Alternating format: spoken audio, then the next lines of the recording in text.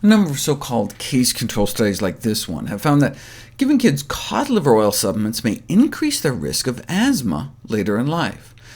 Case control studies are done by asking about past behavior in cases, those with asthma, versus controls, those without asthma, to see if certain past behaviors were more common among the disease group. The problem is you're asking people to remember what they're doing years ago, and most people can't remember what they had for breakfast last week.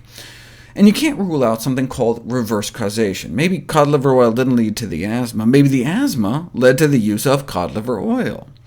So it'd be nice to see a cohort study. You take people without asthma at the beginning, and you see if those that you know are taking cod liver oil are more likely to develop it. That gets around the problem of recall bias and reverse causation. And here it is, 17,000 people free of asthma. We know who's taking cod liver oil and who isn't. And then we see who gets asthma over the next 11 years.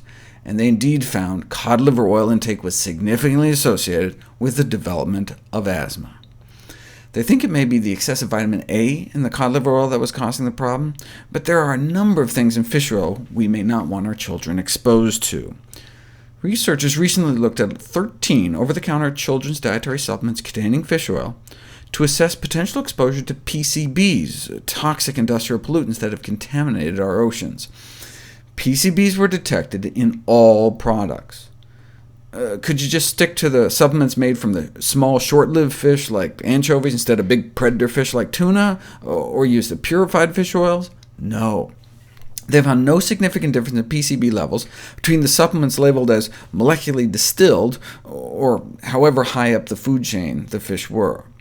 So while children's dietary supplements containing the long-chain omega-3s from fish oils may claim to benefit young consumers, daily ingestion of these products may provide a vector for contaminant exposure that may offset the positive health effects.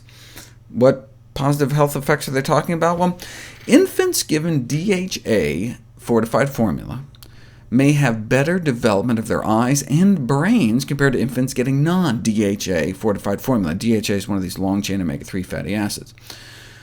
But what was the source of the DHA? Not fish, it was algae-derived DHA. So you can get the benefits of the omega-3s without the contaminant risks. Of course, breast milk is the gold standard, significantly better than either of the formula-fed infants. So the best source of omega-3s is mom.